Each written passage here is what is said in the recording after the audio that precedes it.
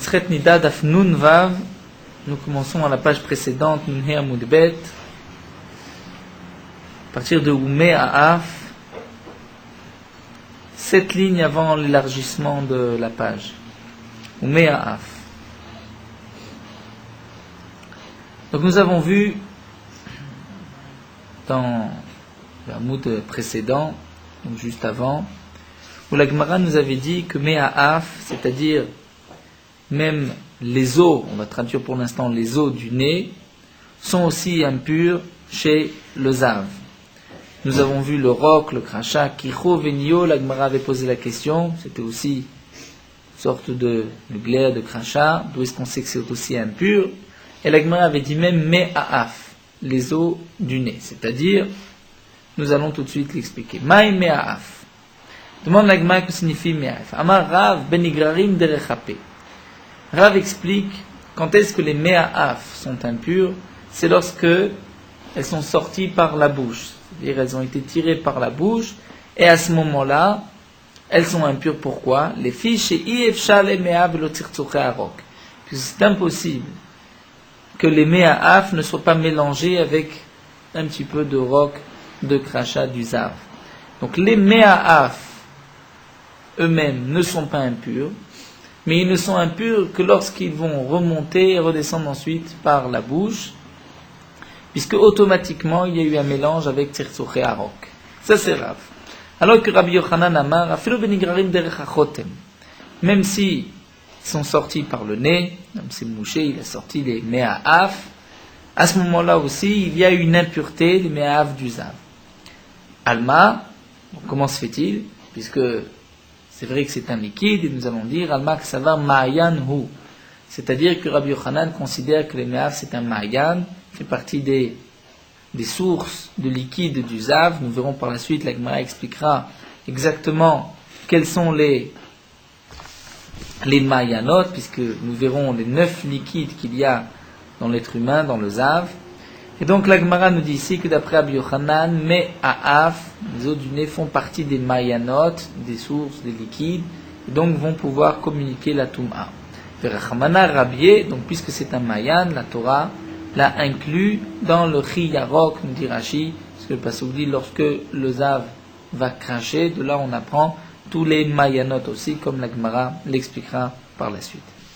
Donc la Gemara nous dit, puisque Rav explique que les Me'a'af sont impures, puisqu'elles sont nigarim derechapé, puisqu'elles vont sortir par la bouche, à ce moment-là, demande la Gemara Rav Nachshov Name Dimateno.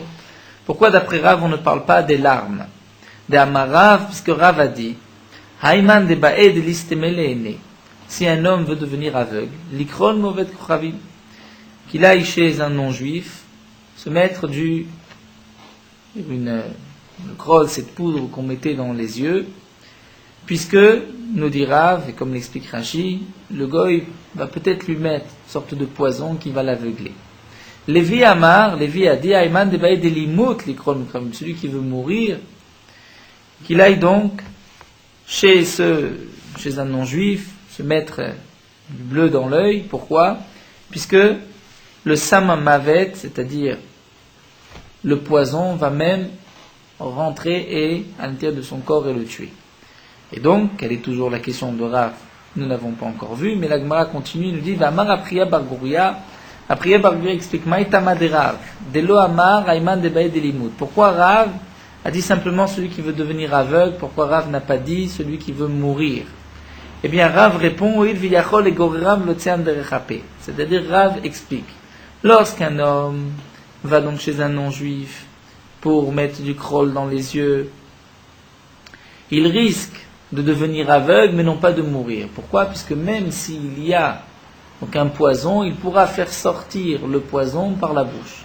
C'est-à-dire qu'il y a un contact, le poison qui a été mis pourra sortir de la même manière que les autres nez peuvent sortir par la bouche, ben les larmes, ce qui est dans l'œil, peut aussi sortir par la bouche. Donc la question de la Gemara, puisque d'après Rav, les larmes peuvent sortir par la bouche, et donc nous avons vu que lorsqu'un liquide sort par la bouche, il peut être mélangé avec du rov, le crachat, du zav, et donc il est impur. Donc la Gemara aurait dû auparavant aussi nous parler du des larmes. Et la Gemara va répondre simplement, Rav ni désira nafik, mais dimata goufelo nafik. Rav explique, c'est vrai que le poison peut sortir, mais la larme elle-même ne peut pas sortir par la bouche. Et donc, il n'y a pas lieu de dire que les larmes sont impures, puisqu'il va y avoir un mélange avec le roc, le crachat du zav. Et la Gemara continue avec donc cette braïta, Tashma, Tish'a mashki azav hen. Il y a 9 liquides qui vont sortir du corps d'un zav. Azia, Valichas Rucha, Ve'ari Teorim, Miklum. Les 3 premiers, c'est Zia, c'est-à-dire la transpiration, Valichas Rucha, le pu, Ve'ari, et les excréments, Teorim, Miklum, ils sont purs, il n'y a aucune impureté, même si cet homme est un zav, sa transpiration le plus ne communique pas l'impureté. Les 3 premiers. Ensuite, nous en avons 3 autres. Dim'ateno, les larmes, dam migapato, du sang provient d'une plaie, vechalav haisha, et le lait d'une femme, dans le cas où c'est une zava, metamin tumat mashkim berevi. Donc ces 3-là vont communiquer l'impureté, non pas la tuma chamura, la grande impureté, comme nous le verrons pour les 3 derniers, qui rendront impurs l'homme et ses habits. Eux ne rendront pas impurs l'homme et les habits, mais seulement les aliments, et aussi d'une tomate lorsqu'il y a un révi'it, et la quantité d'un révi'it, de ce shiur de révi'it, puisqu'à ce moment-là, il y a l'impureté des mashkin. Aval zovo, mais le zov, c'est-à-dire le liquide qui a coulé de ce zav, qui l'a rendu zav, roko, donc ou même ce liquide qui coulera après, roko, le crachat du zav, ou mémé raglav et ses urines, metamim tuma chamura, vont communiquer l'impureté d'une tuma chamura, d'une impureté d'un très haut degré, c'est-à-dire que celui qui touchera le zov, le roc, le méraglav, sera impur lui-même et ses habits aussi. C'est donc ce que la braïta veut nous dire. Mais en tout cas, dans cette braïta, on ne parle pas des me'aaf, c'est-à-dire des os du nez. Ve'ilu me'av lo katane. Donc là, Gemara dit, bish la malerav, encore d'après Rav, lo katane. Je comprends pourquoi, d'après Rav, on n'a pas marqué les 9, dans les 9 mashkin, on ne parle pas des me'af, étant donné que d'après Rav, il faut préciser, est-ce que les me'af sont sortis par la bouche ou par le nez? Donc, puisque de l'opsi, quel est les mitne, puisque ce n'est pas clair, on ne peut pas marquer simplement me'af, il faut préciser, puisque zimnim date de rechapel, zintate de rechachoten, parfois c'est par le nez, parfois par la bouche, parfois par le nez. Et donc, puisque on ne voulait pas rentrer dans les détails, donc le Tana n'a pas voulu marquer un 10e liquide qui est les me'af. Mais d'après Rabbi Yochanan, que même les me'af qui vont sortir par le nez sont impurs, à ce moment-là, l'itné, le Tana aurait dû les enseigner, puisque d'après Rabbi Yochanan, c'est considéré comme un ma'ayan. Alors la Gemara continue et dit, c'est vrai, tu as une question d'après Rabbi Yochanan, mais si c'est ainsi, l'itamer, kichovenio mikatane, même kichovenio, nous avons vu que c'est toutes sortes de rocs, de crachats, qui ont été donc expliqués dans la Braïta, où la Braïta nous a dit qu'ils communiqueront l'impureté, et pourtant, dans cette dernière Braïta des 9 liquides du Zav, on ne parle pas de kichovenio. Et la Tana, qu'est-ce que tu vas répondre? Tu vas dire roc, vechol date meribouillé. Lorsque le Tana dit roc, c'est pas seulement le roc, le crachat, mais tout ce qui est inclus dans le roc, tout ce que nous avons appris du même passou. Donc si c'est ainsi, même les me'aaf, puisque d'après Rabbi Yochanan, on l'apprend du roc, c'est le même statut que le roc. Donc on n'a pas besoin de le préciser, ça fait partie des rocs. Achana metane roko, vechol date meribouillé, puisque c'est marqué roc, et on apprend tout ce qui est appris de ce pasouk, fait partie du roc, et c'est pour cela que le Tana n'a pas eu besoin de préciser un 10e, il s'arrête avec les 9 mashki. Alors la Gemara continue, et nous allons voir la source de chaque chose. Dim'ateno les larmes, nous avons vu que les larmes, il y a une impureté de mashkin, de liquide, mais non pas de mayan, de source, c'est-à-dire c'est pas une impureté chamura, mais une impureté simple, dire les larmes vont communiquer l'impureté à un aliment. Dire-t-il, puisque c'est marqué par ailleurs, tu leur as fait boire dans un récipient où il y avait une quantité qui était appelée shalish à l'époque, bidmaot, récipient de larmes. Donc on voit que avec les larmes, il y a la ashkaa, la boisson. Donc on voit de là que les demaot, c'est une boisson. De plus, dam migapato dirtiv et dam chalalim ishte. Nous avons aussi un passou, dam chalalim, le sang de ces cadavres, ishte, il va boire. Donc on voit aussi qu'on trouve le terme de boisson concernant le sang. Et on va dire malikat la coulée, malikat la palga. Quelle différence si on l'a tué entièrement ou s'il lui a tué seulement une partie? C'est-à-dire quelle différence s'il a été entièrement tué comme dans le pasouk dam chalalim ishte. Où là le pasouk dit celui qui va boire le sang, c'est-à-dire le sang qui a coulé d'un homme qui est mort. Ou malikat la palga, quelle différence s'il a été juste tué une partie, c'est-à-dire une partie de son sang est sortie, que là aussi on va dire que ce sang, il y a la notion de mashké, de liquide, et donc c'est pour cela qu'il communiquera aussi l'impureté. De même, chalav aisha, le lait de la femme, dirtiv atiftach et nod achalav atashkeu. Elle a ouvert donc l'outre de lait et elle lui a fait boire. Donc on voit aussi que le chalav tishkeu la ashkaya, donc de là on apprend que ces trois-là sont des mashkin, des boissons, et donc si ces boissons proviennent d'un zav, elles communiqueront l'impureté, donc non pas touma chamoura, si un homme les touche, il ne sera pas impur, mais si des aliments vont les toucher, les aliments seront impurs.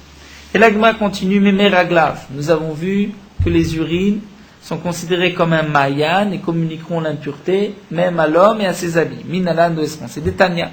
Nous avons une braïta, zovot tamé, dans le pasouk c'est marqué son zov, tamé, cet homme sera impur à cause donc de ce liquide qui a coulé de lui, vezot, et ensuite la Torah dit vezot, tiye tu mato. Qu'est-ce que la Torah veut inclure en disant vezot, les rabot meraglav pour inclure même les urines qui communiqueront l'impureté, les touma.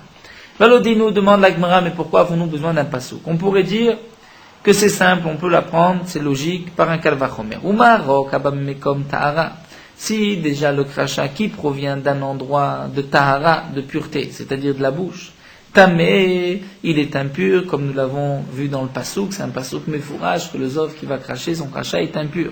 Mais meraglav, les urines abaï, mimakom tamé, nous commençons d'afnunvav, qui proviennent d'un endroit tamé, c'est-à-dire du même endroit où sort le zov, et nodin, shutmim, n'est-ce pas, plus forte raison que les urines doivent être aussi impures. Alors, pourquoi avons-nous besoin d'un pasouk, vezot, pour inclure les meraglav? Meraglav, c'est sûr que c'est impur. Si déjà le roc est impur, à plus forte raison les urines. La Gemara va dire non. Puisque, dama yotse mi piyama yochiach, le sang qui va couler mi piyama, dire du membre, dire du même endroit que les urines et que le zov, qui provient sheba mimakom tamé, nous prouvera le contraire. Pourquoi? Puisqu'il est pur. Donc tu vois que même ce sang qui vient du même endroit que les urines et que le zov, et qui, selon ton kalvachomer, devrait être impur, malgré tout on voit qu'il est pur, comme la Gemara l'expliquera par la suite. Donc tu vois que tu n'as pas ici de kalvachomer. Tu ne peux pas dire, puisque les urines proviennent de cet endroit, c'est sûr que c'est impur. Donc afata al titame alze, ne t'étonne pas sur les urines, chafal pishebam comme touma, il est tort, peut-être que même si ça provient de l'endroit où la touma est sortie, les urines seront quand même pures, et donc c'est pour cela que nous avons besoin d'un pasouk pour nous dire que non, les urines sont impures. Les rabot meraglav. Donc le pasouk vient nous dire vezot pour inclure même les meraglav, les toumas, qu'ils sont impurs. Donc ce que nous sommes en train d'étudier, c'est que c'est vrai que le zav est impur lorsqu'il a eu ses écoulements de ziva. Donc lui est impur, il a tous les degrés de touma qui sont marqués dans la Torah. Là, ce que nous sommes en train de voir, c'est que même les liquides du zav, c'est-à-dire le crachat du zav, les urines du zav, vont aussi communiquer cette impureté. Et donc nous essayons de chercher la source de chaque chose. Et la Gemara va nous dire, donc nous venons de voir que le sang d'ama yotse mi piyama, il est pur, minalan. D'où est-ce qu'on sait que le sang qui va couler du membre va être aussi pur? Des Tanya, nous avons une braïta. Peut-être, demande la braïta, que le sang qui va sortir de sa bouche, ou bien du membre original de l'homme, Tmeim vont être aussi impurs si c'est un zav. Talmud lomar, zovo tamehu.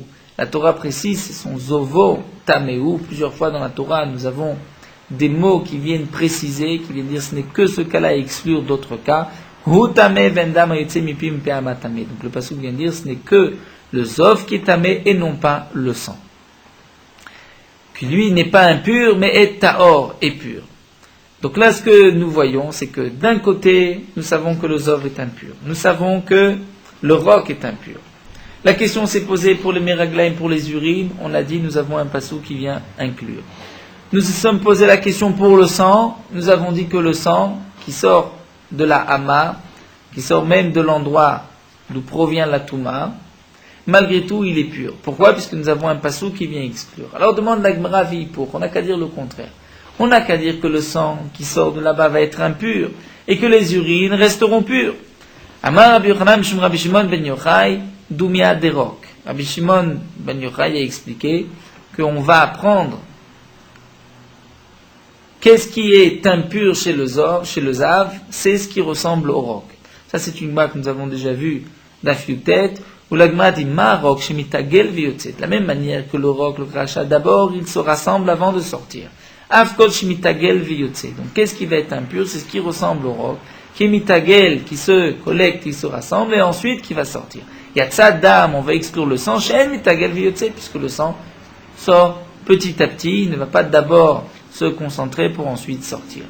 Donc le sang ne fait pas partie des mayanot du Zav.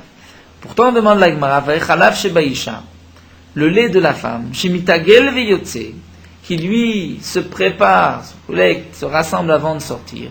Et pourtant, nous avons vu que le chalav aisha n'a que l'impureté d'un simple liquide et non pas d'un mayan, d'une source, puisqu'il n'y a pas d'impureté si un homme va toucher le lait d'une femme zava, va'amarmar, chalav shebaisha metame tumat mashkin.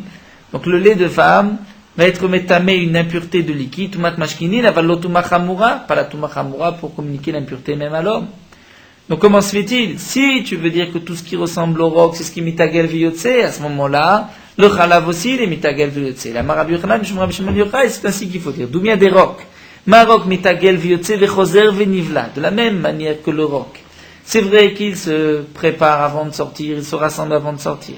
Mais dans le cas où il ne sort pas, choser venivla, il peut être réavalé. Avkol, de même, quels sont les mayanot qu'on va apprendre du roc? C'est ce qui est mitagel viyotse vechoser venivla, mais qui peut aussi être ravalé. Donc on va exclure yatzadam sheno mitagel viyotse, qui n'est pas mitagel. Le sang ne se réunit pas avant de sortir. Yatzachalav shebaisha, le lait de la femme, c'est vrai qu'il se réunit avant de sortir, mais afapish mitagel viyotse eno choser venivla, il ne revient pas. Une fois qu'il se prépare à sortir, il ne peut pas sortir. Alors que, comme l'explique Rashi, les mémères aglaim, les urines, elles se préparent avant de sortir, donc elles se rassemblent avant de sortir, et même une fois qu'elles ont pris le chemin de la sortie, elles peuvent remonter, comme ce qu'il appelait dans la Gemara, le silon chez Meraglaim Achoser, qui est d'ailleurs même dangereux. Donc la Gemara continue, et termine Venilov Mizovo. On devrait peut-être apprendre du Zov, puisque le Zov, ce liquide qui va sortir du Zav, qui l'a rendu impur, mais même une fois le Zav impur, ce liquide est aussi impur, il communiquera l'impureté in tuma chamura. On devrait dire la même chose. Mazovo shen mitagel viyotse. On devrait apprendre de là-bas que même ce qui ne se rassemble pas avant de sortir, puisque le zov ne se rassemble pas, il n'est pas cachour, il descend directement. Donc on devrait dire de la même manière que chez le zov, il est malgré tout tamé. Afkol, on devrait dire que tout, même lorsque ce n'est pas mitagel viyotse, c'est tamé. Rava va répondre non. Mizovo lekan megav shegen gorem tuma lachim. Le cas du zov est un cas particulier. Étant donné que le Zov, c'est lui qui va donner la Touma au Zav, donc lui a un degré plus fort de Touma, même s'il n'est pas Mitagel Veyotse. Mais si on cherche les autres Mayanot, les autres liquides, les autres sources du Zav, il faut cette condition, qu'il soit donc Mitagel Veyotse, il se rassemble avant de sortir, mais aussi qui peut, Choser Venivla, peut revenir en arrière. Donc là, nous avons terminé avec le Zav, et nous allons reprendre ce que nous avons étudié dans la Mishnah. Donc dans notre Mishnah, nous avons vu que le damanida, le sang de l'anida, ou la chair d'un mort, communique l'impureté frais ou sec. Alors que le zov, le mial, le roc, le crachat, le sheretz, que nous allons tout de suite voir, le reptile mort, la nevela, le shirvatzera, ne communique l'impureté que humide, que frais, et non pas sec. Donc la Gemara continue d'expliquer. Va sheretz. Le sheretz, un reptile mort, il y a 8 reptiles qui sont rapportés dans la Torah. Ces 8 reptiles, une fois morts, sont impurs et communiqueront l'impureté. Cette impureté ne peut être communiquée, donc le sheretz qui est un avatuma, qui pourrait communiquer même la touma à un homme, c'est seulement lorsque le sheretz est encore frais et non pas lorsqu'il a séché. Amar Resh Lakish, sheretz sheyavesh. Resh Lakish nous dit un sheretz, un reptile mort qui a séché. Vishildo kayemet. Mais sa forme est encore là, son squelette est encore là, c'est-à-dire la forme de ce sheretz est encore là, tamé, il est tamé. Demande la Gemara comment se fait-il, pourtant il est sec. Seulement lorsqu'ils sont frais, non pas lorsqu'ils sont secs, ce que nous avons vu dans la Mishnah, c'est une question contre Resh Lakish. Rabzera va répondre Lokash. Abekulan miksatan. Dit Rabzera, tout dépend. Si le reptile est tout entier ou s'il n'y a qu'une partie. S'il est tout entier, même s'il est sec, il communiquera l'impureté. Mais s'il n'y a qu'une partie, il ne communiquera l'impureté que lorsqu'il est frais et humide et non pas lorsqu'il est sec. Tania, nous avons une braïta. Marabitzrak de Rabbi Bisna, Marabi Shimon ben Yochai, Bahem, c'est marqué que celui qui les touchera, même bemotam, kolanogea Bahem, nous dit Rashi, tout celui qui les touchera sera impur. Yachol bekulam, c'est-à-dire celui qui va toucher le reptile tout entier, Talmudoma même. Le pasuk dit par ailleurs, même, kolasheri lav même, c'est-à-dire même si on a touché qu'une partie du reptile. Alors il même yachol miksatam, si c'est même, alors ce n'est qu'une partie. Talmudoma Bahem, la Torah dit aussi Bahem. C'est-à-dire que tu as touché tout le reptile tout entier, à Ketzal. Eh bien, kan belach, kan beyavesh. Tout dépend s'il est frais ou yavesh. S'il est frais, donc même lorsque c'est une partie, tu es impur. Lorsqu'il est yavesh, il faut une autre condition qu'il soit tout entier. Mais s'il est en partie, le sheretz ne communiquera pas l'impureté. Tout ceci sont des sortes de chukim, on va dire, dans les dinim de Touma et Tara. Amar Rava nous dit, Ane zabougé des mechouzé. Les zabougé des mechouzé, que Rashi traduit par les crapauds, qui font partie des shratim, les crapauds de Mechouzé, qui shaldan kaimet mim, lorsque leur squelette est entier, ils sont impurs. Vamar Resh Lakish a dit, sheret shenisraf, un sheretz, un reptile mort, qui est à brûler, vishildo kaimet, mais que sa forme, son squelette est encore entier, tamé, il est impur, même s'il a brûlé, qu'a priori il a perdu son statut. Pourtant, demande l'Agma Métivé, nous avons une braïta que l'Agma avait rapportée juste au début de notre Masechet. Ninta sheret saruf al gabe azetim, ren matlit ameuma teori. Lorsqu'un homme a trouvé sur des olives un reptile mort, mais un reptile brûlé.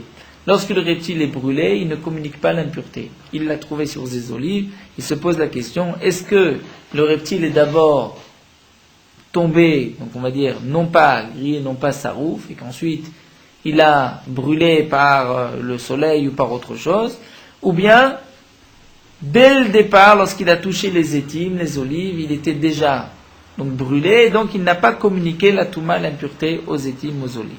De même, matlit ameroua, c'est-à-dire si j'ai un morceau de tissu impur, mais qui a déjà été, qui a pourri, Nirachi, qui a perdu son statut. Théorine, donc les olives par exemple seront pures. Pourquoi? Chez Kol Atmeot Kishat Metziatam. Puisque tout ce qui concerne l'impureté, je dis que Shat Metziatam c'est comme je l'ai trouvé. Et lorsque maintenant j'ai trouvé ce reptile mort sur ces olives, il était sarouf brûlé, et son état de sarouf lui enlève sa possibilité de communiquer l'impureté. Donc là, Gemara pose une question, donc nous voyons de cette braïta que lorsque nous avons un reptile brûlé, il ne communique pas l'impureté, donc c'est une question contre Resh Lakish qui a dit que lorsque le reptile, même brûlé, mais il est entier, il communique l'impureté. Rabzera donnera la même réponse, Lokasha, Bekulan, Miksatan. Tout dépend s'il est entier ou s'il n'y a qu'une partie des Tanya, comme nous l'avons appris dans cette braïta, Marabitzrak, Barbisna, Mishum Rabbi Shimon ben Yochai, Baem, Yachol, Bekulan. Donc le pasuk dit celui qui les touchera sera impur. C'est-à-dire lorsqu'ils sont entiers, même si ce n'est qu'une partie, même Yachol Miksatan, même une partie, Baem. Le pasuk dit non, tout entier, Aketzan, Kan Besarouf, Kan Sarouf. Tout dépend s'il est brûlé ou il n'est pas brûlé. Si le sheretz est brûlé, pour qu'il puisse communiquer l'impureté, c'est lorsqu'il est entier. Mais lorsqu'il n'est pas brûlé, donc même une partie pourra communiquer l'impureté tant qu'il est bien sûr frais et qu'il n'est pas yavesh. Donc ce que nous a dit Resh Lakish, que le sheretz nisraf, et que son squelette est entier, c'est-à-dire lorsqu'il est là tout entier, il communique l'impureté. Le sheretz brûlé qui a été trouvé sur des olives, il s'agit d'une partie du sheretz, mais pas le sheretz tout entier. Metamim lachin, donc nous avons vu dans la Mishnah que certains ne communiqueront l'impureté que humide, lach et non pas yavesh. Zav, d'où est-ce qu'on sait que le zav n'est impur que liquide? Irtiv rar bessaro, comme dit la Torah, rar bessaro, dire sa chair a fait couler ce liquide de 2 ov. Donc c'est liquide, humide et non pas yavesh. Kicho venio veroko, donc tous les dérivés du roc, du crachat, le crachat lui-même, dire-t-il, c'est marqué qu'il y a rok azav, qu'en rok, comme un crachat est toujours au départ liquide. Sheretz, le sheretz, d'où est-ce qu'on sait que le sheretz, il n'est impur, il ne communique l'impureté que l'ach, bemota mamarachmana, c'est-à-dire lorsqu'ils sont morts, qu'en mita, c'est-à-dire comme le sheretz au moment de sa mort, c'est-à-dire encore frais, encore humide. Shirvat zera, nous avons vu que le kit séminal ne communique l'impureté que lorsqu'il est sec, puisque on apprend du pasuk Shirvat zera, c'est-à-dire Arouya leazria, c'est-à-dire qu'il peut féconder. Alors que un Shirvat zera sec ne peut déjà plus féconder. Nevela, la nevela, c'est-à-dire une bête morte, même une bête cachère, une vache qui est morte, qui n'a pas été égorgée, communique l'impureté, dire-t-il, c'est marqué Kiyamut, lorsqu'une bête est morte. Donc là aussi on dit Ke'en mita, c'est lorsqu'elle est comme au moment de la mort, elle pourra communiquer l'impureté, mais non pas si elle a séché. Malgré tout, dans la Mishnah, c'est marqué que si on peut faire tremper, prenons l'exemple du sheretz, on peut le faire tremper dans de l'eau tiède, et qu'il retrouvera sa fraîcheur, eh bien il pourra malgré tout communiquer l'impureté.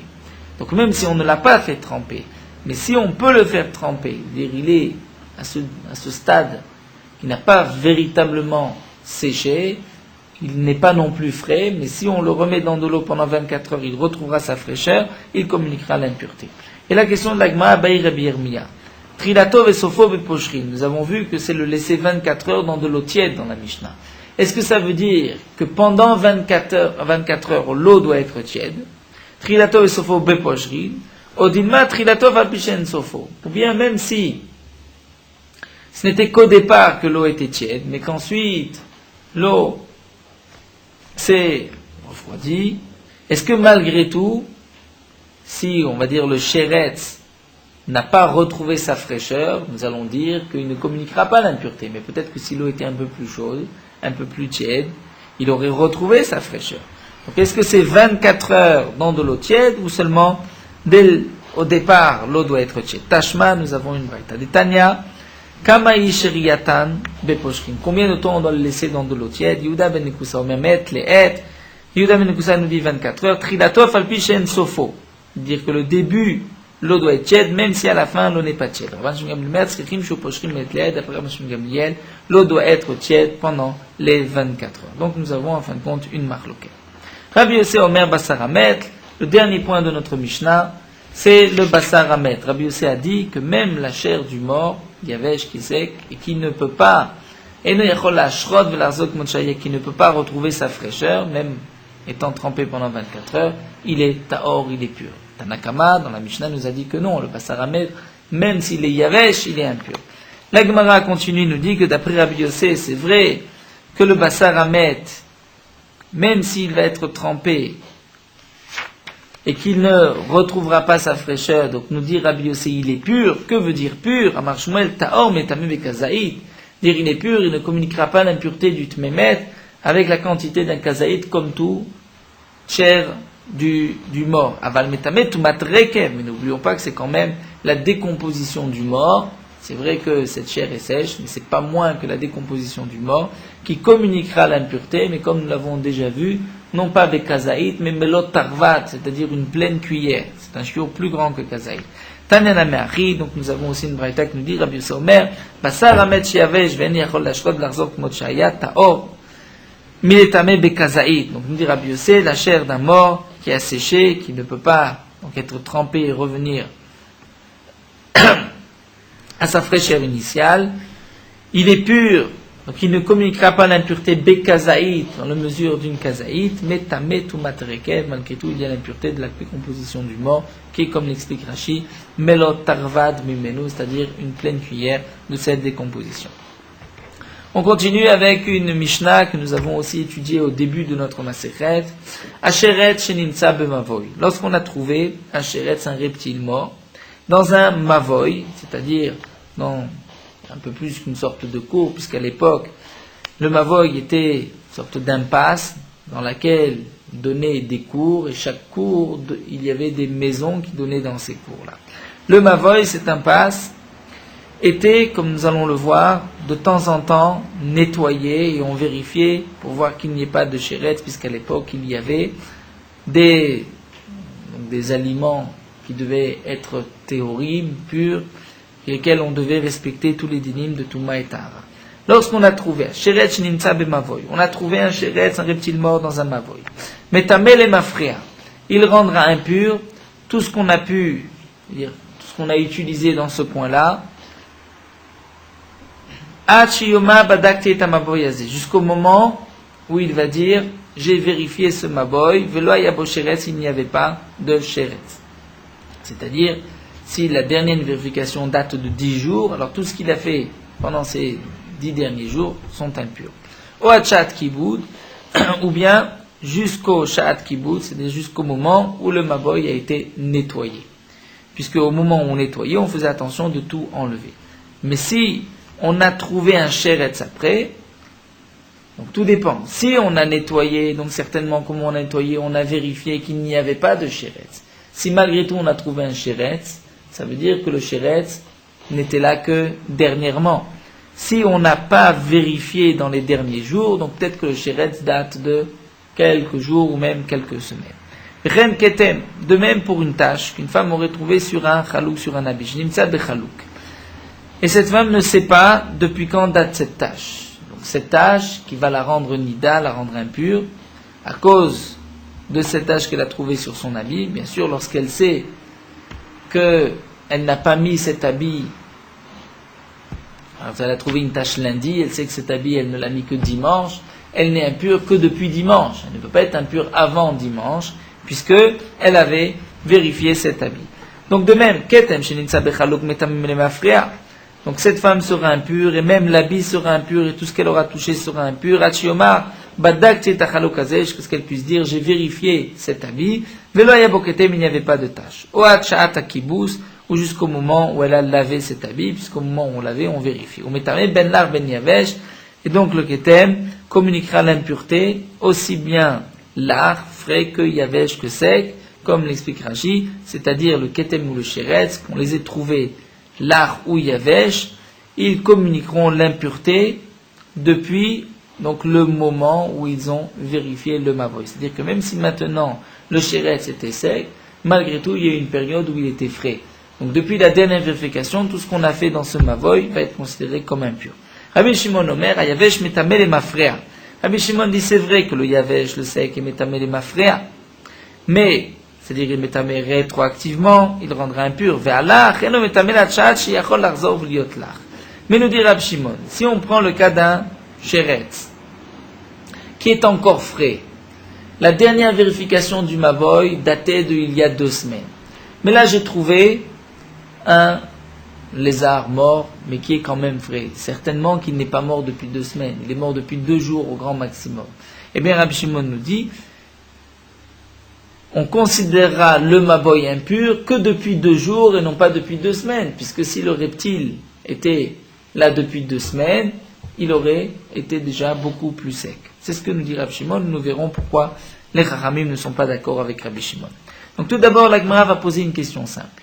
Lorsque c'est marqué dans la Mishnah, au moment Sha'at Kiboud, c'est-à-dire il y avait un moment où on le vérifiait, on nettoyait le maboy. Est-ce que ça veut dire que lorsqu'on nettoyait le maboy, on faisait aussi une vérification pour voir qu'il n'y ait pas de sheretz, ou bien simplement que lorsqu'on nettoie, normalement, on balaye et on enlève tout d'une manière naturelle. Donc là, il m'a demandé, Sha'at Kiboud, Cheskato Badouk, on dit, Ma Cheskato Mitkabed. Est-ce que ça veut dire que le moment où on a vérifié, on a nettoyé le maboy, c'est à ce moment-là aussi on a vérifié, ou bien on n'a pas fait de vérification. Mais en général, le fait de l'avoir nettoyé, c'est comme si on avait tout enlevé. Et donc même si j'ai nettoyé sans avoir fait une vérification, c'est suffisant pour dire que le sheretz n'était pas là avant le kiboud, avant ce nettoyage. Manaf kamina, donc là il m'a dit damar kabid vlobadik. Lorsqu'un homme dit j'ai vérifié, j'ai nettoyé, mais je n'ai pas vérifié.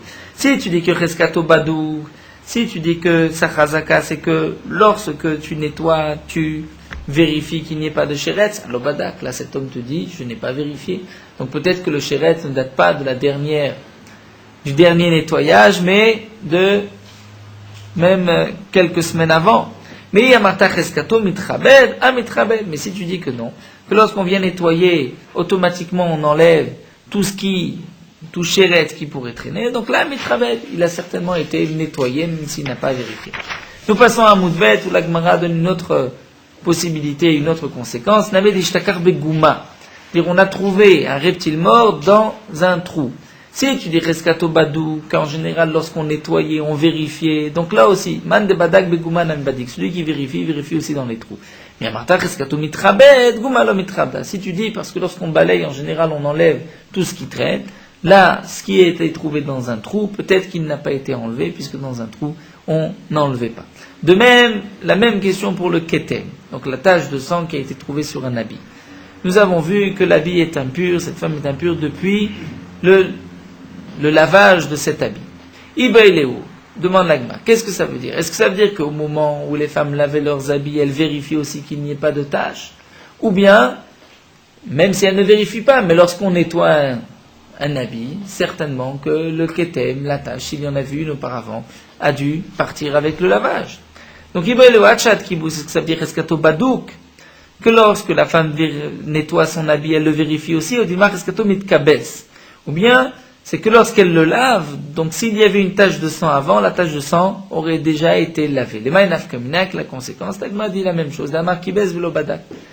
Cette femme a dit, j'ai nettoyé mon habit, velo badak, mais je ne l'ai pas vérifié. Donc si tu dis, matareskado badouk, tout dépend de sa vérification, que lorsqu'elle nettoie, elle vérifie. Là, elle n'a pas nettoyé, donc peut-être que ce ketem date, pas de la dernière, du dernier nettoyage, mais d'avant. Et amartakeskato mitkabes, mais si tu dis que non, que lorsqu'une femme lave un habit, elle lave obligatoirement la tâche, un mitkabes, là l'habit a été lavé, donc la tâche ne date pas d'avant le nettoyage. Iname, ou bien encore, l'ishtakra besatra. On a trouvé ce ketem dans un des plis de l'habit. Si tu dis reskato badou, que lorsqu'une femme nettoie, elle vérifie man badak, besitra nan badik. Lorsqu'une femme vérifie qu'il n'y ait pas de ktamim, de tâche, elle vérifie aussi dans tous les plis de l'habit. Mais si tu dis amata reskato mitkabes, que lorsque elle lave, donc automatiquement, s'il y avait eu un ketem, une tache à mal aurait dû partir, mais non pas qu'il y ait une vérification, alors là, peut-être que Bessitra Lomitkabes, dans un pli, le ketem n'a peut-être pas été lavé, puisque l'eau ne pénètre pas suffisamment, et donc, le ketem peut dater d'avant avant le dernier nettoyage. Maï, quelle est donc l'explication qu'elle le dit? Tashma, l'agma nous rapporte une braïta. L'Etania. Amar Rab Meir dit, Mipnema amwa sheratin sabma moitam mafriat shema badakti tamaboyaze. Nous dit Rab Meir, pourquoi lorsqu'on trouve un reptile mort dans un maboy, on dit que tout est impur rétroactivement jusqu'au moment où il va dire j'ai vérifié ce maboy, veloyabo sheretz, il n'y avait pas de sheretz. Oachat kiboud, ou au moment où on a nettoyé le maboy. C'est un passe. Pourquoi? Parce qu'en général, les Bnei Israël, lorsqu'ils nettoient leur mavoy, ils font une vérification de voir qu'il n'y a rien. Et donc, ils ont perdu s'ils n'ont pas fait de vérification. Donc, d'après cette braïta de Rab Meir, on voit que ce n'est pas le simple nettoyage qui va enlever le sheretz, mais c'est parce qu'on faisait aussi une vérification au moment du nettoyage. De même, pourquoi on a dit qu'un ketem qui a été trouvé sur un habit? Donc, on va dire que cette femme est impure. Les mafres rétroactivement, jusqu'au moment elle va dire j'ai vérifié ce chalouk, il n'y avait pas je n'ai pas vu de tache. Ou au moment où elle l'a lavé. Puisque les filles d'Israël ont l'habitude de vérifier leurs habits au moment du lavage. Et donc, si elles ne l'ont pas vérifié, elles ont perdu même le mafria. C'est-à-dire, si une femme a lavé un habit dimanche, et ensuite une deuxième fois mercredi, et que jeudi elle a trouvé une tache sur cet habit, donc on va dire, tout ce qu'elle a touché depuis mercredi, depuis hier, est impur. Mais pas au-delà de mercredi, puisque normalement, lorsqu'elle a lavé, elle a vérifié. Si malgré tout, mercredi, elle a lavé, mais elle n'a pas vérifié son chalouk, donc peut-être que cette tâche date de mardi ou de lundi, et donc tout sera impur depuis dimanche, si dimanche, elle avait vérifié ce chalouk. La Gemara continue et nous dit, Ravacha Amar, Tarzor vetecha beseni. Une femme n'a pas vérifié au moment du lavage. Et ensuite, elle a trouvé, donc elle a lavé mercredi, Elle n'a pas vérifié le chalouk. Jeudi, elle a trouvé une tache. Elle veut savoir est-ce que cette tache date au maximum de mercredi ou même avant, puisqu'elle n'a pas vérifié après le lavage de mercredi. Ravacha Amar, eh bien Ravacha nous dit, Tarzov Kabsenu, elle va le relaver une deuxième fois. Il n'est très marito, si la couleur va changer, devenir moins fort, moins foncé, biyadouach lachar kibous. Donc tu sais que cette tache date d'après le dernier nettoyage, c'est-à-dire d'après mercredi, puisque s'il datait de mardi, il aurait dû avoir déjà perdu sa couleur. Veimlav, et si tu vois que cette tache ne perd pas sa couleur, donc biyadouach lifna kibous. Donc c'est sûr qu'il date d'avant le kibous, et donc par un deuxième lavage, il n'a pas changé. Pardon. Le cas est simple. Une femme a lavé un habit mercredi et elle ne l'a pas vérifié. Après l'avoir lavé. Jeudi, elle a mis cet habit mercredi et jeudi. Jeudi, elle trouve une tache. Elle ne sait pas de quand date cette tache. Peut-être de mercredi au maximum, ou peut-être même d'avant mercredi. Puisque mercredi, lorsqu'elle l'a lavé, elle n'a pas vérifié. Nous avons vu qu'il faut vérifier. Donc nous dit Ravacha, elle a la possibilité de le relaver aujourd'hui, jeudi, et de voir. Si la tache disparaît, diminue, donc c'est une preuve que c'est la première fois qu'on lave cette tache. Donc la tache ne date pas d'avant mercredi. Puisque si elle datait d'avant mercredi, elle aurait dû déjà elle n'aurait pas pu être trouvée telle que nous l'avons trouvée jeudi. Sinon, si je vois que la tache reste et garde les mêmes couleurs, donc c'est une tache qui persiste et qui ne va pas partir avec un deuxième lavage, et donc même avec le premier lavage, elle est peut-être pas partie, elle date d'avant mercredi. Rabbi Omer, Rabbi dit non, enodome ketem shlachar kibus le ketem shlifne kibus. Nous dit Rabbi, de toutes les manières, on peut voir un ketem avant la tache avant le lavage et après le lavage. Pourquoi? Chez Zem Magdir et Zem Maglid. L'un dans un cas Magdir, c'est-à-dire un ketem qui était déjà là, une tache qui était déjà avant le lavage. Par le lavage, même s'il reste après, eh bien la tache va rentrer en profondeur dans l'habit, Magdir dans l'habit. Alors qu'une tache qui est venue après le nettoyage est plutôt maglide, c'est-à-dire est plutôt superficielle à la surface. Donc il suffit de regarder, on va dire le ketem, et de savoir s'il date d'avant le kibous ou d'après le kibous. Mais en tout cas, nous dit la Gemara, Shma Mina, de ce que nous avons vu de cette Mishnah, que Cheskato Badur Shma Mina. Que donc, ce n'est pas par le simple lavage, mais lorsque les femmes lavaient leurs habits, elles avaient l'habitude aussi de vérifier. Et donc c'est pour cela que lorsque une femme a trouvé un ketem sur un habit lavé, certainement qu'elle a vérifié l'habit mercredi, et donc elle n'est impure que depuis mercredi après le lavage et non pas avant. Dans cette même Mishnah, nous avons vu Metame ben Lar ben Yavesh, et que Rabbi Shimon nous avait dit, à la fin de notre Mishnah, que si nous avons trouvé un sheretz, comme la Gemara va l'expliquer, il ne s'agit que du sheretz, qui est sec, ou qui est encore humide, et qui ne peut pas être humide depuis il n'a pas pu être mort depuis plus de 2 jours, donc je ne vais rendre impur le mavoy que depuis 2 jours et non pas depuis 2 semaines, puisque si ce sheretz était là depuis 2 semaines, il aurait dû être sec. Il dit la Gemara, Marablaza, Lo shanu la sheretz, ce que nous a dit ici Rabbi Shimon, ce n'est que le sheretz, c'est-à-dire le sheretz, si je l'ai trouvé humide, c'est la preuve qu'il n'était pas là depuis longtemps. Aval ketemlach, mais si je trouve une tache humide, et que l'habit a été lavé par exemple il y a 1 semaine, donc on va dire, si cette tache datait d'avant le kibous, ou depuis le kibous, depuis le dernier lavage, donc il devrait déjà être sec. Malgré tout, métamel et mafria, on va dire que cette femme est impure depuis le dernier lavage. Pourquoi? Imar yavesh hayar, je veux dire c'est vrai, peut-être qu'il a entre-temps séché, Mais peut-être que Mayan a filaléa, que de l'eau a coulé dessus, et donc que la tâche a retrouvé, on va dire, sa fraîcheur. Si c'est ainsi, demande l'agma, sheretz name, le sheretz aussi, peut-être qu'il a déjà séché, mais qu'ensuite il y a eu de l'eau qui est tombée sur lui, qu'il a retrouvé une certaine fraîcheur. Et donc, ça ne veut pas dire qu'il n'est là que depuis 2 jours, il est peut-être là depuis 2 semaines aussi. C'est l'agma, non. Imita de achia, imratut et imratet. Si c'est ainsi, un sheretz, un reptile qui a séché, même si on va rajouter de l'eau, il va ensuite se décomposer, il va y avoir des morceaux.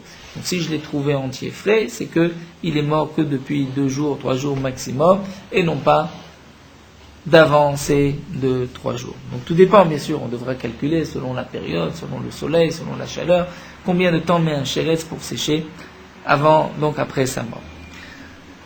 Nous allons entamer cette Mishnah, Kol aktamim abaim mi rekem. La Mishnah nous dit toute tâche qui provient de rekem, c'est-à-dire des taches que nous avons trouvées sur un habit. Et lorsqu'il y a une tache sur un habit, donc cette tache, si c'est un ketem de nida, cette tache communiquera l'impureté. Donc tout ketem qui provient de la ville de Rekem, théorim est pur. Nous verrons pourquoi. Puisque Rashi nous explique, puisque à Rekem ce sont des goïms, des non-juifs qui habitent, et donc eux, leur sang et même le sang des femmes non-juives de Nida n'est pas impur, et donc il n'y a pas de touma, même si quelqu'un vient toucher un habit où il y a un ketem, il touche ce ketem ne le rendra pas impur. Rabbi Yehuda metamé, Rabbi Yehuda dit, il sera impur. Pourquoi? Et plechem gerim, de Rekem, ce sont des convertis, et toim, ils se trompent, ils ne connaissent pas bien les halachot, ils sont ignorants. Abaim ben ovdei kochavim teorim, un ketem qui provient d'un endroit où habitent des non-juifs, théorim, il est taor, puisque c'est certainement d'un non-juif, d'une non-juive, et qu'elle est non-juive, il n'y a pas d'impureté de nida.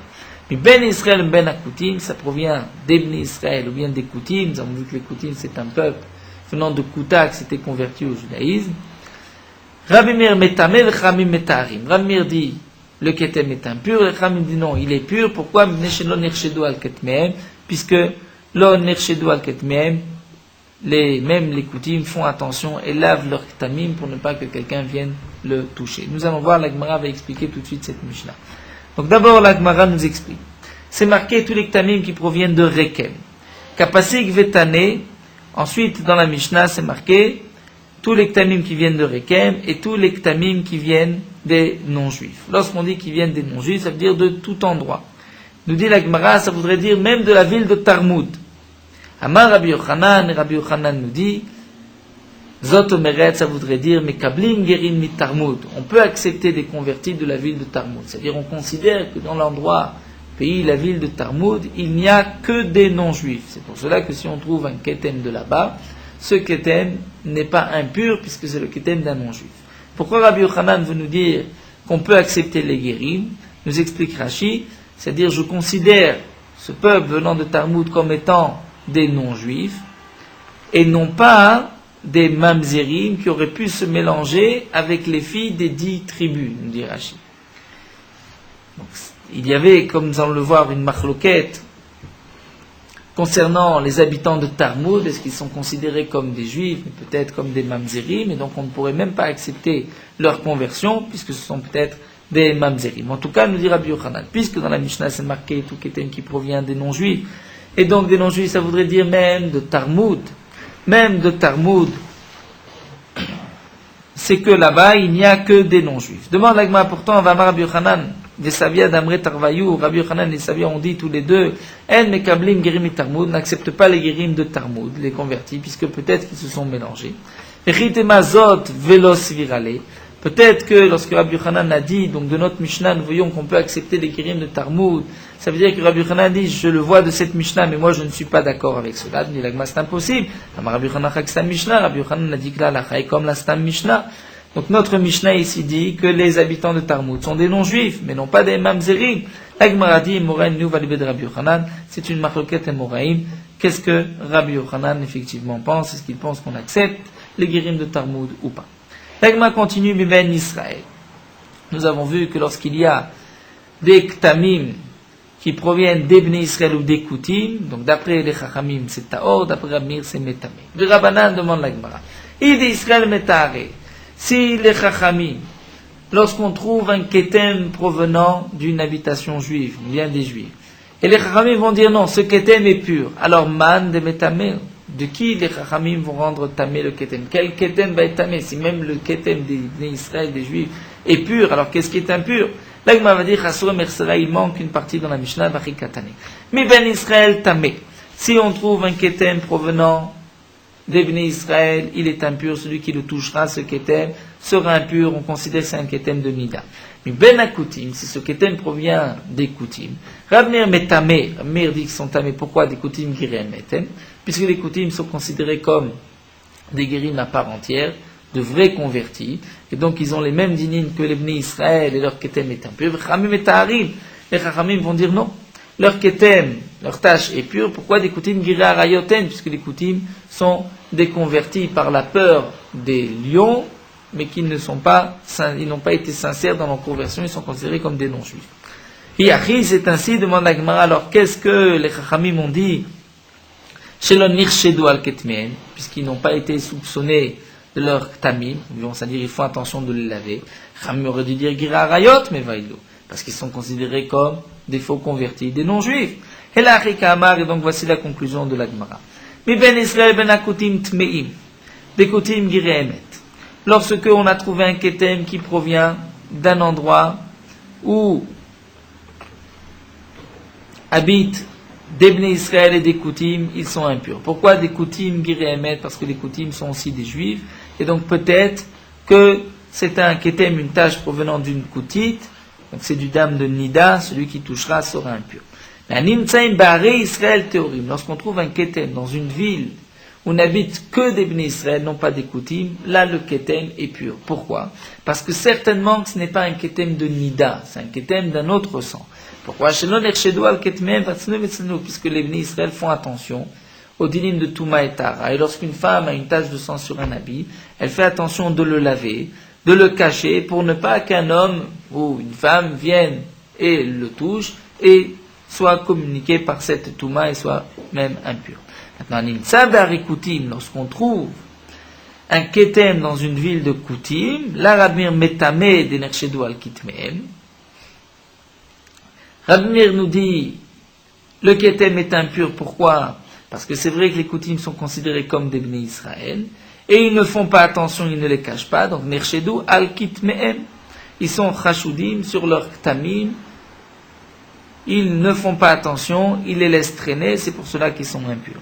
Chachamim metarim, et les Chachamim vont dire que non, metarim, ils sont purs. Pourquoi? Chez le Nerchedu al Kitmeem, puisque les Koutim font attention, ils sont considérés comme des Gireemet, et ils font attention de ne pas laisser traîner leur Ktamim. Donc si on vient toucher une tache de sang sur un habit, certainement que ce n'est pas un Ketem de Nida, c'est un Ketem d'un autre sang, et c'est pour cela qu'il n'y a pas de Touma.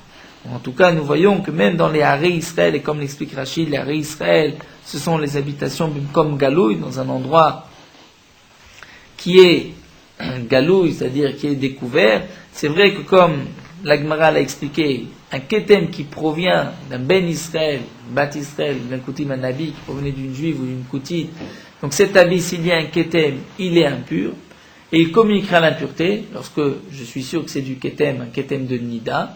Mais lorsque je trouve dans un endroit ouvert, à découvert, je trouve dans la rue un Ketem sur un habit, certainement que ce n'est pas un Ketem de Nida, puisque les Bnei Israël font attention, les Bnei Israël, de bien cacher, de bien nettoyer, pour ne pas donc répandre l'impureté.